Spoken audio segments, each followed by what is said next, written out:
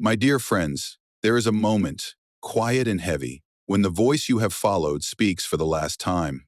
It does not shout, it does not plead, it simply offers what remains.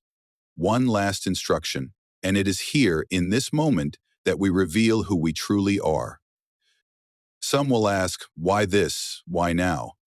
They will weigh the instruction against their own wisdom, searching for an easier way. But ease has never been the path of the chosen. The candle does not argue with the match that sets it alight. It burns because it was meant to. The final instruction is not given to be debated, but to be done. It is not a puzzle to be solved, but a road to be walked. And perhaps the path ahead will be uncertain. Perhaps the night will grow darker before the dawn. But remember this: the stars do not shine because they understand the sky. They shine because they were placed there to do so. So go now. Take the command as it is given and let no fear, no doubt, and no weakness shake your resolve. The time for questions has passed. The time for action is here. And if ever you wonder whether you are ready, remember this: the chosen are never chosen because they are ready. They are chosen so that they may become ready. Now go.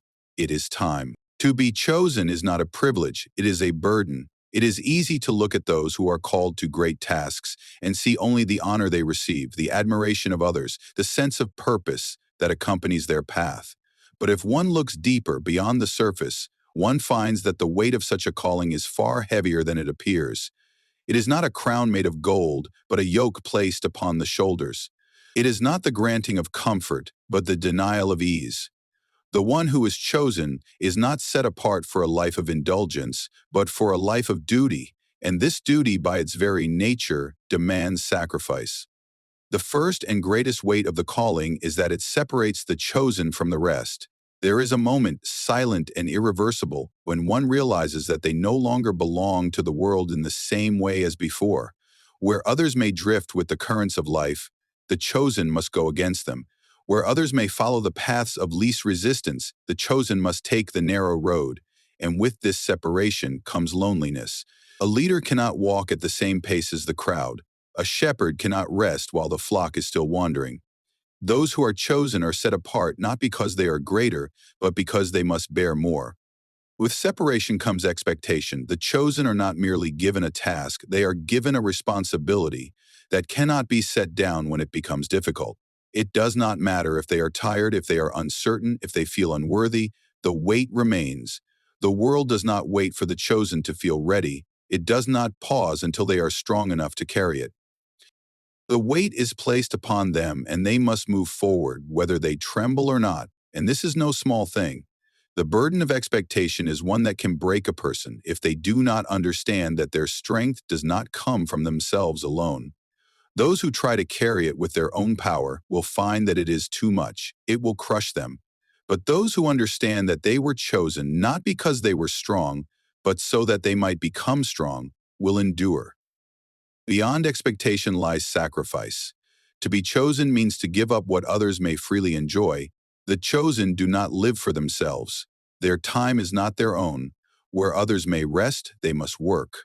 Where others may speak carelessly, they must measure every word. Where others may turn away from hardship, they must walk straight into it. This is not because they wish to suffer, but because their task demands it. They carry something greater than themselves, and because of this, they cannot afford to be ruled by comfort or fear. Sacrifice is not an option, it is a requirement. There will be moments when the chosen look around and wonder why they were called at all. They will see others who seem stronger, wiser, more capable. They will hear voices, both from within and from without, telling them that they are not enough. And in those moments, the weight of the calling will feel unbearable. It will press down upon them until they feel as though they can go no further. But it is here, in this place of struggle, that the truth is revealed. The chosen are never chosen because they are ready. They are chosen so that they may become ready. Strength is not given in advance, it is built along the way. The weight that seems too heavy to bear is the very thing that makes them strong enough to bear it. And so the chosen must press on, not because they feel capable, but because they must. The weight of the calling is not meant to be easy, for if it were, it would not be a calling at all. It would be a mere task, something that anyone could do. But to be chosen is to be set apart for something greater, something that demands more than what is comfortable, more than what is convenient. It demands everything. There will be times of doubt, times of exhaustion, times of struggle so great that it seems impossible to continue. And yet the chosen will continue, not because they see the end, not because they have all the answers, but because they were called, and the one who calls does not make mistakes. The weight of the calling is heavy, but it is not without purpose. It is a burden, yes, but it is also a gift. For in carrying it, the chosen are shaped into what they were always meant to be. They are refined, strengthened, transformed. And in the end, they will look back and see that every step, every sacrifice, every moment of struggle was worth it, for the weight they carried was not merely their own, it was the weight of something far greater, something that could not have been borne by anyone else. When a final instruction is given, it may seem like the closing of a chapter, the last word spoken before the story ends. There is a weight in those final moments, a sense that something is being concluded. But if one looks closer, beyond the surface of things, they will see that such an instruction is never truly the end. It is not a door being shut, but one being opened. The chosen may feel as though they are being left behind, that they stand at the edge of something that has now come to a close, but the truth is quite the opposite. What has been given to them is not a farewell, but a beginning. The final instruction does not conclude the journey. It hands the responsibility of the journey forward. Many have stood in that place before, the moment when the voice they have followed speaks for the last time, when the one they have depended on leaves them with only words to guide them. It is in this moment that the weight of the instruction truly settles. It is no longer an idea, something abstract and distant. It is real. It is now theirs to carry. And in that realization comes both fear and revelation. Fear because there is no one left to take the step for them. Revelation because they understand that they were never meant to stand still. The final instruction is not given so that they may pause in contemplation, but so that they may move forward with purpose. If one were to wait until they felt fully ready, until they had every answer and every assurance, they would never take the next step at all. This is why the final instruction is given at the moment it is needed, not when it is most comfortable. It comes when the time for questions has passed, when the chosen must act, even if they do not yet see the full picture. Those who are called must trust that what they have been given is enough, not because it is complete in itself, but because it is the beginning of something greater. The seed does not look like the tree it will become, but it carries within it everything necessary for growth. In the same way, the final instruction, though it may seem small, carries within it the full weight of what is to come. There is a great temptation when receiving such an instruction to turn back to what is familiar. The chosen may look behind them and long for the voice that once guided them, for the certainty they once had. They may wish to remain in the safety of what was, rather than step into the unknown of what will be. But to do so would be to miss the very purpose of the instruction. A guide does not prepare the traveler so that they may stay in one place. A master does not teach the student so that they may remain a student forever. The final instruction is the moment of transition, the passing of responsibility from one to another. It is the point at which the chosen must become what they were always meant to be, not merely followers, but those who carry the path forward. It is natural to feel unready.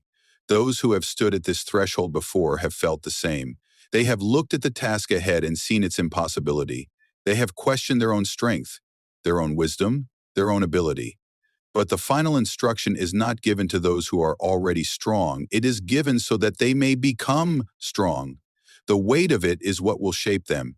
If they were already fully prepared, there would be no need for instruction at all. It is precisely because they feel unready that they must step forward. It is in stepping forward that they will find their readiness. And so the final instruction is not an end. It is not the closing of the book, but the handing of the pen. It is not the fading of the light, but the passing of the flame. Those who receive it do not stand at the end of the road, but at its beginning.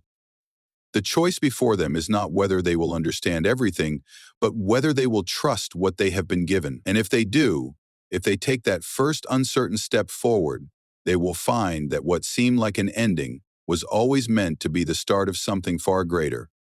Strength is not something that arrives first, preparing a person before they step forward.